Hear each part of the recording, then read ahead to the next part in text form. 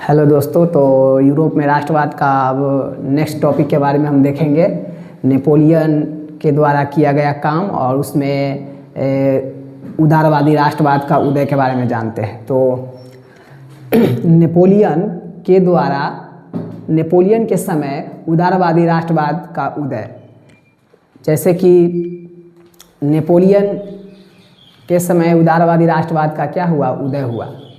उसके शासनकाल में उदारवादी राष्ट्रवाद का उदय हुआ। इसमें सब जनता, फ्रांस के जनता, मतलब ये अपना जो अनुभव है राष्ट्र के प्रति, राष्ट्रवाद के प्रति देने का काम किया। और इसमें क्या क्या भूमिका लोगों का था उसके बारे में जा कर के राजा से बात किए और क्या क्या लाए यूरोप में। इसके बारे में हम समझते तो हम बताएं, जो नेपोलियन के समय उदारवादी राष्ट्रवाद का उदय हुआ, तो उदारवादी है क्या उसके बारे में हम पहले जान लेते हैं। उदारवादी कहने का मतलब यह है जो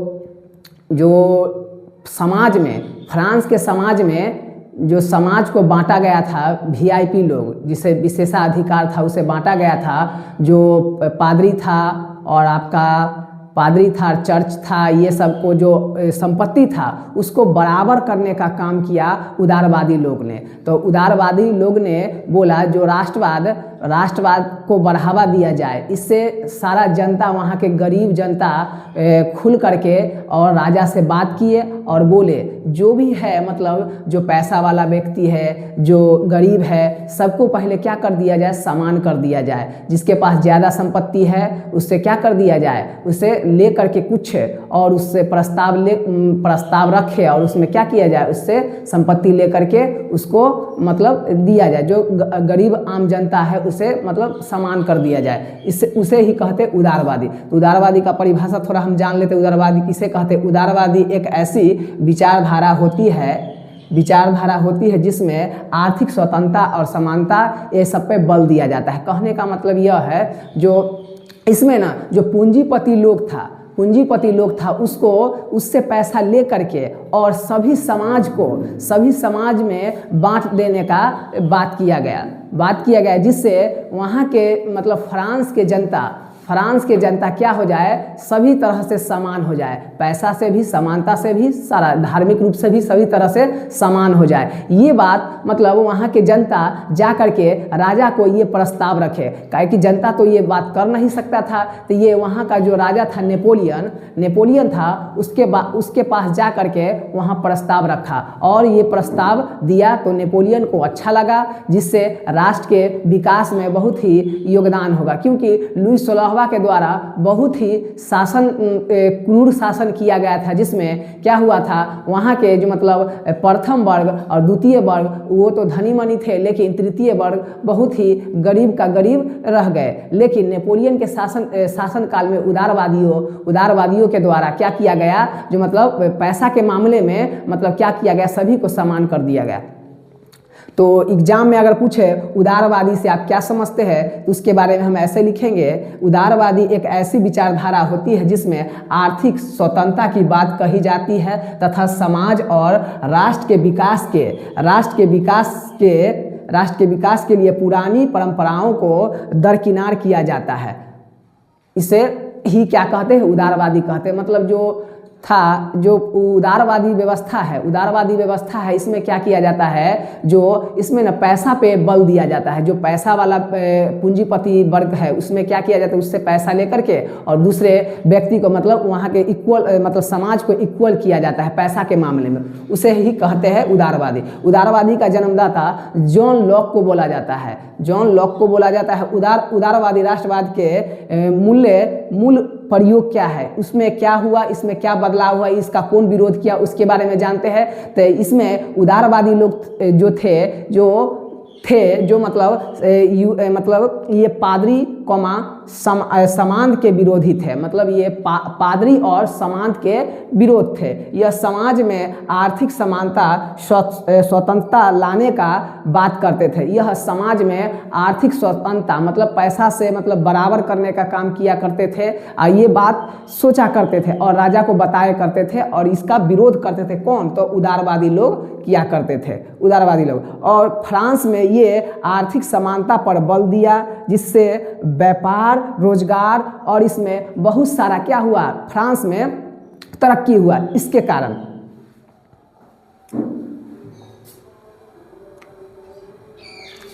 उदारवादी का मांग था कि मुक्त व्यापार संस्था हो। तब नेपोलियन ने जोल्वेराइन संस्था की स्थापना की।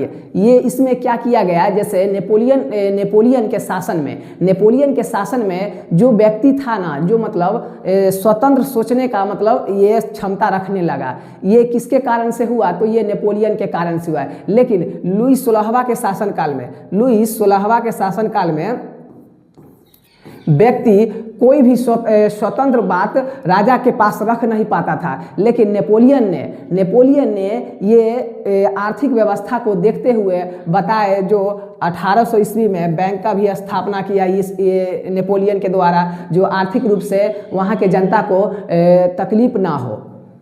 ठीक, उसके बाद ये लुई 16वां के शासनकाल में इससे शोषण किया गया था। इसके शासनकाल में जैसे मान लीजिए जो अगर ये व्यापार होता था, तो ये व्यापार होता था, ये जैसे छोटा छोटा इसमें प्रांत था, छोटा छोटा ये प्रांत था, तो ये जैसे कहने का मतलब यह इसमें जाने जैसे व्यापार किया करता था, तो यहाँ से लेकर के कोई सामान अगर दूसरे प्रांत में जाता था तो इसको थोड़ा ही दूर में इसको टैक्स देना पड़ता था। और इसको अगर यहाँ पे अगर अच्छा बाजार इसको नहीं रहे, ना मिले या पैसा ना मिले, तो ये दूसरे जगह जाएगा, ये तो इसको टैक्स देना पड़ता था। तो ये इसमें क्या होता था, व्यापारियों लोग को बहुत दिक्कत होता था, जिससे व्यापारियों लोग ने मतलब नेपोलियन को जा करके ये कहा, जो हमको व्यापार करने में दिक्कत हो रही है। और नेपोलियन ने कुछ इसके बारे में सोचा और सोच करके उसने एक संस्था बनाया, जो था जोल्वेराइन संस्था। ये जोल्वेराइन संस्था कहने का तात्पर्य यह होता है, जोल्वेराइन कहने का तात्पर्य यह होता है, जोल्वेराइन मतलब सीमा शुल्क। क्या होता है इसका?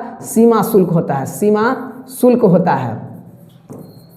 जब हम एक राज्य से दूसरे राज्य में जाते हैं तो हमको सीमा शुल्क देना पड़ता है। तो यही सीमा शुल्क, जैसे हम कोई भी वस्तु लेकर के गए दूसरे देश में या राष्ट्र में बेचने के लिए गए, तो हमको थोड़ा ही देर में क्या लग जाता था, टैक्स लग जाता था, जिससे वस्तु की कीमत में वृद्धि हो जाती थी और व्यापारी लोग वो अपना सामान में मतलब हरास हो जाता था, इससे फायदा नहीं होता था, जिससे वो नाखुश रहते। इसलिए नेपोलियन के कहने मतलब ये उदारवादी व्यक्तियों को कहने के बाद नेपोलियन ने क्या किया, नेपोलियन ने जोल्वेराइन संस्था बनाया, जिससे वहाँ के व्यापारिक फ्रांस के व्यापारिक लोग को क्या हो, मतलब व्यापार में सुगम हो और सरल तरीका से व्यापार कर सके, और वो जब चाहे ये एक देश से दूसरे देश जा कर के अपना व्यापार कर सके, जहाँ पे उसे फायदा हो। ये अच्छा काम किया। उसके बाद इसके बारे में समझते हैं, इसका शुरुआत प्रसिया ने किया था। कौन किया था? प्रसिया ने कब किया था? तो 1818 ईस्वी में किया था। इसका शुरुआत 1818 ईस्वी में किया था, लेकिन इससे प्रेरणा लेकर के फ्रांस ने 1834 में इसे बना डाला। अब जैसे एग्जाम में पूछेगा जोल्वेराइन क्या है, जोल्वेराइन क्या है, तो उसको हम कैसे लिखेंगे, इसके बारे में हम थोड़ा जान ले। जोल्वेराइन एक व्यापारिक संस्था थी जिसका स्थापना 1834 में किया गया था। 1834 में किया गया था। इसका मुख्य कार्य व्यापारियों के मार्ग को सुगम बनाना था। इससे बनाने से वहाँ के फ्रांस के व्यक्ति और वहाँ के गरीब जनता लोग छोटे मोटे उद्योग धंधा से क्या करने लगे, वहाँ विकास हो गया, बहुत सारा विकास हुआ, जिससे वहाँ व्यापार के मामले में यूरोप में फ्रांस दूसरे नंबर पे आने लगा। इंग्लैंड के बाद ये फ्रांस का नाम आने लगा। तो ये जोल्वेराइन एक अच्छी संस्था बना दिया नेपोलियन के द्वारा, जो अच्छा कारगर साबित हुआ फ्रांस के व्यापारियों के लिए।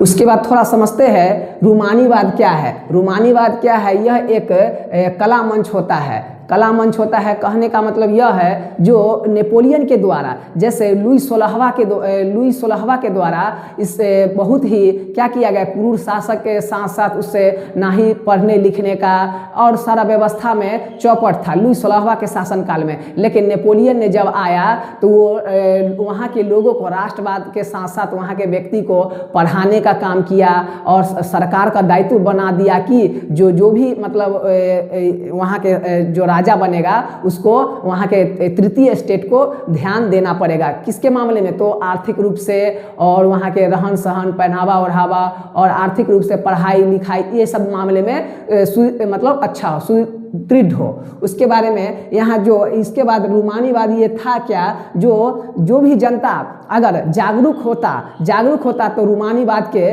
द्वारा जागरूक होता। रूमानीवाद क्या था? ये नेपोलियन के द्वारा एक चलाया गया एक कार्यक्रम था जिसमें नेपोलियन नुक्कड़ नाटक करके और इसमें रूमानीवाद का बढ़ावा दिया। इसमें राष्ट्रवाद और देश के विकास में बहुत ही कारगर साबित हुआ। और इससे अगर मान लीजिए ये एग्जाम में पूछेगा रूमानीवाद है क्या, तो रूमानीवाद के बारे में थोड़ा जान ले। क्या है? यह एक कला मंच होता है जिसका प्रयोग कर नेपोलियन अपने राष्ट्र में विकास, व्यापार, राष्ट्रवाद को बढ़ावा दिया। इसमें ड्रामा नाटक के द्वारा लोगों के मन में राष्ट्रीयता को जागरूक करने का काम किया। ये बता दिए। इसके बारे में एग्जाम में पूछा जाता है, तो ये एग्जाम में अगर पूछे तो हम ऐसे लिखेंगे। चलिए उसके बाद हम समझते हैं नेपोलियन ने फ्रांस में एकीकरण का काम शुरू किया। इसमें पहले बता दे, जैसे नेपोलियन ने राजा बना तो बहुत सारा व्यवस्था लाया। पहले तो नेपोलियन संहिता लाया, उसके बाद बताइए जोल्बेराइन संस्था लाया। उसके बाद राष्ट्रवाद की बढ़ावा देने के लिए इसमें रूमानीवाद व्यवस्था लाया, जो लोगों को जो भी सूचना मिल जाए या उसमें राष्ट्रीयवाद का बढ़ावा दे तो रूमानीवाद के द्वारा दिया जाएगा। इससे वहाँ के जनता को नेपोलियन के प्रति बहुत स्नेह होने लगा और सोचा इससे अच्छा राजा कोई नहीं हो सकता है। इसलिए नेपोलियन ने मतलब वहाँ के जनता को बहुत ही स्नेह और आर्थिक रूप से बहुत ही सपोर्ट किया। उसके बारे में अब नेपोलियन ने और सारा काम किया। उसके बारे में जानते हैं। नेपोलियन ने फ्रांस में एकीकरण का शुरुआत किया। एकीकरण कहने का मतलब यह होता है जो मतलब बहुत सारे वहाँ जो फ्रांस था ना, छोटे छोटे भाग में टूटा हुआ था, उसको क्या किया, जोड़ने का काम किया और एकत्र करके एक झंडा बनाया। जैसे नेपोलियन था बहुत, जैसे वहाँ के देश जो फ्रांस था छोटे छोटे भाग में टूटा हुआ था, उसको जोड़ करके एक झंडा बनाने का काम किया। एक झंडा पे मन मिटने का काम किया। उसे ही एकीकरण मतलब ये सबसे पहले नेपोलियन ने एकीकरण का शुरुआत नेपोलियन ने ही किया था। उसके बारे में जानते हैं। इसके बाद नेपोलियन के बाद एकीकरण के बाद पुनः रूढ़िवाद की व्यवस्था स्थापना हुई। रूढ़िवाद की व्यवस्था कहने का मतलब यह है इसमें क्या होता है, इसमें नेपोलियन कुछ अच्छा भी काम करता है। अच्छा काम के दौरान क्या होता है, इसमें नेपोलियन को हारना भी पड़ता है और इसको जेल भी जाना पड़ता है और मतलब बहुत सारा परिश्रम करना पड़ता है। इसके बारे में हम जानते हैं। रूढ़िवादी पहले क्या है उसके बारे में हम समझते हैं। रूढ़िवादी क्या है पूछेगा। नेपोलियन ने फ्रांस में एकीकरण का शुरुआत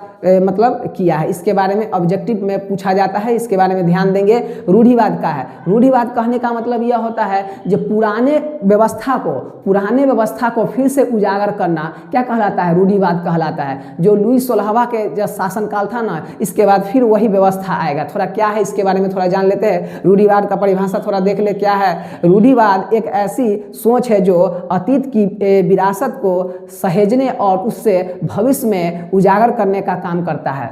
अभी इसके बाद रूढ़िवाद में क्या होता है, नेपोलियन बहुत अच्छा काम भी करता है और इसमें क्या होता है, नेपोलियन का हार भी होता है, जिसके कारण यहाँ रूढ़िवाद की स्थापना हो। जैसे था पुनः व्यवस्था लुई 16वां का, फिर से वही व्यवस्था आएगा। कैसे आएगा तो थोड़ा हम देख लेते हैं। इसमें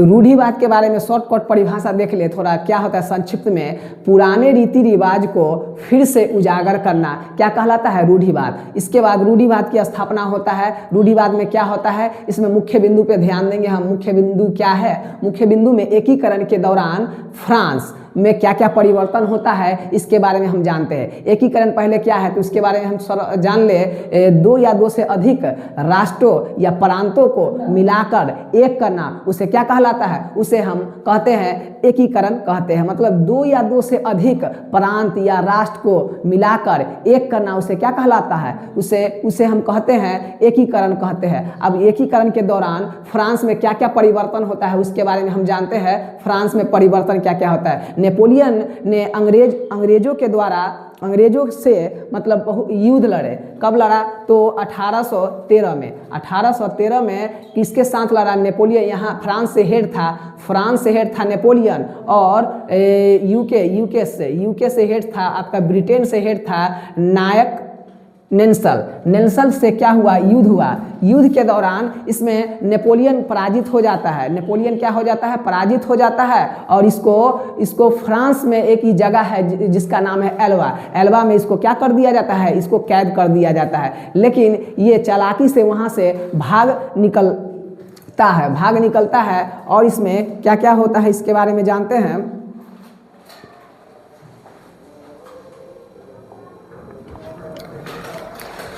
इसमें बताएं जो पहला नेपोलियन मतलब ब्रिटेन से युद्ध लड़ता है 1813 में, जिसमें यूके के द्वारा और किसके द्वारा होता है, फ्रांस के द्वारा। इसमें से फ्रांस से हेड कौन रहता है तो नेपोलियन, और उधर से नेल्सन रहता है, नायक नेल्सन रहता है। जिसमें ये नेपोलियन बुरी तरह से हार जाता है। इसको क्या कर दिया जाता है, इसको एल्वा में बंदी बना लिया जाता है। लेकिन ये क्या करता है, अपना चालाकी बुद्धि से ये क्या करता है, वहाँ से भाग निकलता है। उसके बाद फिर युद्ध होता है 18 जून 1815 ईस्वी में। फिर होता है दूसरा युद्ध जो क्या वाटरलू में होता है। वाटरलू का युद्ध होता है। वाटरलू में क्या होता है, इससे पहले जान ले वाटरलू क्या है। वाटरलू को बेल्जियम का अखाड़ा कहते हैं। बेल्जियम का क्या कहते हैं, अखाड़ा, या यूरोप का अखाड़ा भी इसे कहते हैं। अगर फ्रांस में अगर युद्ध होता है तो वहाँ क्या अखाड़ा जैसे जो फील्ड होता है, वहाँ मैदान होता है, वहीं पे क्या होता है, जो अगर मान लीजिए हमको युद्ध करना है, अगर फ्रांस में युद्ध करना है तो कहेगा क्या, आओ फरिया लेते हैं। कहाँ, तो हम अखाड़ा कहाँ, तो बेल्जियम में, वहाँ हम फरिया लेते हैं। तो ये पूछेगा वाटरलू का उदय हुआ। उसमें ये कहाँ, वाटरलू मैदान है कहाँ, तो बेल्जियम में है। इसे बेल्जियम को क्या कहा जाता है, यूरोप का क्या कहा जाता है, तो अखाड़ा बोला जाता है। इसका शुरुआत कब हुआ तो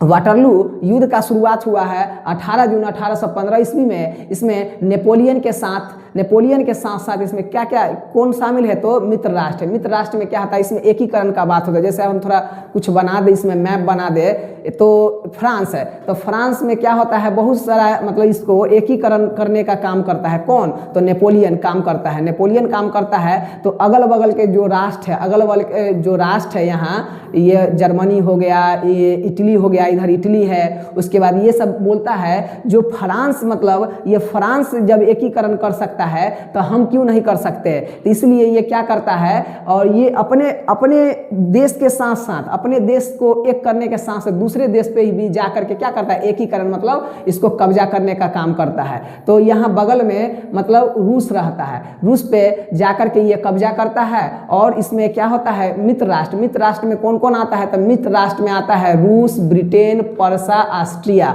और हंगरी भी आता है। पर्सा बोले तो जर्मनी भी शामिल होता है। ये अकेले ही रहता है। ये तो बहुत सारा राष्ट्र को मतलब विजय बनाता है, ये एकीकरण कर लेता है। लेकिन बाद में क्या होता है, ये रूस पर आक्रमण करता है। तो इसमें क्या होता है, इसका मतलब इसमें हार हो जाता है, नेपोलियन का हार हो जाता है। और इसको बंदी बना लिया जाता है। अब बंदी बना करके सेंट हेलेना नामक द्वीप पर इसे क्या कर लिया जाता है, मतलब भेज दिया जाता है। बताइए, इसमें मतलब ये अकेला है और इसमें ये चार राष्ट्र मिलकर के, 5 राष्ट्र मिलकर के एक आदमी को मारेगा तो क्या करेगा, बेचारा हारेगा ही। तो इसमें क्या हो जाता है, इसका हार हो जाता है और ये इसको बंदी बना करके सेंट हेलेना नामक द्वीप पर इसे कैद कर लिया जाता है। और 52 वर्ष की अवस्था में इसका क्या हो जाता है, 1821 में इसका मृत्यु हो जाता है। ये नेपोलियन का अंतिम युद्ध था। और इसे मतलब इसका और दूसरा अन्य नाम भी अगर एग्जाम में पूछता है तो इसको लिटिल कारपोल भी कहा जाता है। अन्य नाम इसे लिटिल कारपोल भी कहते हैं, इसे अन्य नाम। क्योंकि ये नेपोलियन थोड़ा मतलब इसका हाइट थोड़ा छोटा सा होता है, इसलिए इसे लिटिल कारपोल कहते हैं। अब इसके बाद जानते हैं इसका नेपोलियन का मतलब पतन का क्या कारण है। अब बताए हैं रूढ़िवादी कैसे आया, बताए जो 1813 में क्या हुआ, यूके और फ्रांस के साथ युद्ध हुआ तो उसमें भी हार गया और उसे एल्वा में कैद कर लिया गया। फ्रांस का एक जगह है तो वहाँ से वो भाग निकला। फिर दूसरा युद्ध होता है 1815 में होता है और इसको क्या होता है, ये चार राष्ट्र मिल करके इसको मतलब बुरी तरह मतलब हराता है और इसको बंदी बना करके सेंट हेलेना नामक द्वीप पर भेज दिया जाता है। और ये नेपोलियन का अंतिम युद्ध था और इसे मतलब लिटिल कारपोल के नाम से भी जानते हैं। और इसके बारे में जानते हैं, पूछेगा एग्जाम में, जो नेपोलियन का पतन का क्या कारण था। नेपोलियन का पतन का कारण यह था कि वो उसने फ्रांस पे क्या करता है, जाके आक्रमण करता है। यही का इसका सबसे बड़ी भूल थी। जो मतलब ये इसमें भी थोड़ा क्या हो जाता है, थोड़ा घमंड आ जाता है। घमंड आने के सोचता है कि अब मतलब जैसे हम ये अगल बगल वाले राष्ट्र को हम क्या कर लिए, एकीकरण कर लिए, तो ये इससे जाकर के भिड़ता है तो ये क्या करता है, ये गुट में रहता है और ये गुट मिल करके ये सारा आदमी को ये मतलब इसको हराने का काम करते हैं। चलिए उसके बाद जानते हैं, ये अगर एग्जाम में पूछे तो ये बताना है कि नेपोलियन के पतन का क्या कारण था, तो रूस पे आक्रमण है, ये इसका कारण है। अब इसके बाद क्या होता है, नेपोलियन क्या होता है 1821 में इसका 52 वर्ष की अवस्था में मृत्यु हो जाता है। लेकिन अब ये इसमें रूढ़िवाद की बात होता है तो इसमें क्या होता है, फिर से वही व्यवस्था पुनः स्थापित हो जाता है। इसके बाद इसके मरने के बाद इसमें फ्रांस में जो भी विकास हुआ था उसके बारे में हम समझते हैं।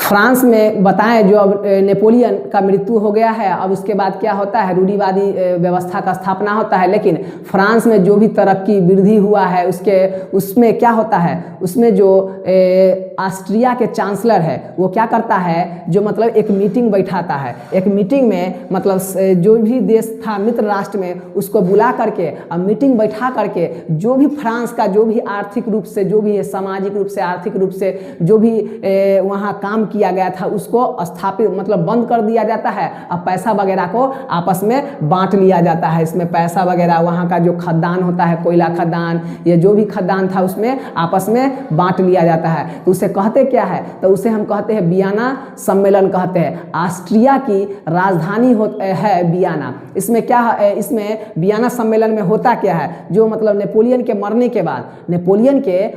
के बाद फ्रांस में एक राजा मतलब जो आता है जिसका नाम है ऑस्ट्रिया, जो निरंकुश शासक था। वो नहीं चाहता था कि फ्रांस में मतलब तरक्की हो, इसलिए ये जो मतलब वाटरलू का जो युद्ध हुआ था इसी के कारण हुआ था। किसके कारण हुआ है, तो ये हुआ है ऑस्ट्रिया के चांसलर का क्या नाम है, ऑस्ट्रिया का चांसलर का नाम है आपका ऑस्ट्रिया का चांसलर का नाम है मेटरनिक क्या करता है, सम्मेलन बैठा करके जो मित्र राष्ट्र में जो भी भाग लेता है उसको बुला करके और वहाँ के जो भी है आर्थिक रूप से समाज में फ्रांस में जो भी आर्थिक रूप से सारा चीज़ को बंटवारा कर लिया जाता है। अब पुनः जो भी व्यवस्था फ्रांस में लुई 16वां के शासनकाल में था वही व्यवस्था को क्या कर देता है, फिर से स्थापित कर देता है। तब हम समझेंगे वियना सम्मेलन का लक्ष्य को लिखे। वियना अगर एग्जाम में पूछ दे वियना सम्मेलन का क्या लक्ष्य था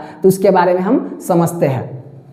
वियना सम्मेलन का निम्नलिखित लक्ष्य है, उसके बारे में पहला यह है, वियना सम्मेलन का उद्देश्य रूढ़िवादी को फिर से मतलब रूढ़िवादी को फिर से उजागर करना और नेपोलियन के द्वारा यूरोप की राजनीतिक व्यवस्था में जो भी परिवर्तन हुआ था उसको क्या करना, मतलब दबा देना। उसके बाद और आगे समझते हैं 1789 से 1815 तक जो भी परिवर्तन हुआ है, जो भी घटना हुआ है उसको फिर से दोहराया नहीं जाए। ये कौन बोल रहा है, तो ये ऑस्ट्रिया के ऑस्ट्रिया के चांसलर जो है मेटरनिक यही बोल रहा है, ये मतलब रूढ़िवादी व्यवस्था अपनाने का बात कर रहा है, क्योंकि ये मतलब नहीं चाहता था। जब नेपोलियन बहुत ही विकास कर रहा था फ्रांस में, नेपोलियन बहुत ही विकास कर रहा था, तो ऑस्ट्रिया फ्रांस के जस्ट यहाँ पे नीचे है, फ्रांस के नीचे है, तो ये नहीं चाहता था कि फ्रांस में क्या हो, विकास हो। इसलिए इसको न देख करके, ये जो नेपोलियन यहाँ पे तरक्की कर रहा था, तो ये देख करके ऑस्ट्रिया के चांसलर मेटरनिक को बहुत ही प्रॉब्लम हो रहा था, दिक्कत हो रहा था, अगर नुकसान मतलब ये मन ही मन इससे जल रहा था, तो ये नहीं चाहता था। तो ये इसका ये गलत था जो ये जाकर के फ्रांस में जाकर के ये कब्जा कर लेता है, यही इसका भूल था। और इसके कारण क्या होता है, ये तीनों मिल करके इसको हराने का काम करता है। तो वही जो होता है, फिर से रूढ़िवादी व्यवस्था का स्थापना होता है। और बस यही है जो वियना सम्मेलन है, जिसमें अध्यक्षता कौन करता है, अध्यक्षता करता है ऑस्ट्रिया के चांसलर, और ये वाटरलू के युद्ध में मारे जाते हैं। और वियना सम्मेलन का ये बात है, वियना सम्मेलन का लक्ष्य क्या है, तो लक्ष्य के बारे में ये जानते हैं। इसमें क्या क्या रूढ़िवादी व्यवस्था का स्थापना किया गया, नेपोलियन के द्वारा जो भी काम किया गया था उसको मतलब फिर से दोबारा दोहराया जाए, और नेपोलियन के द्वारा जो भी विकास का आंदोलन चलाया गया था उसे दबा दिया गया, और यूरोप में जैसी व्यवस्था थी उससे कोई परिवर्तन ना किया जाए, जैसा व्यवस्था था उसमें कोई परिवर्तन ना किया जाए। और इसमें आगे बस आज के लिए इतना ही।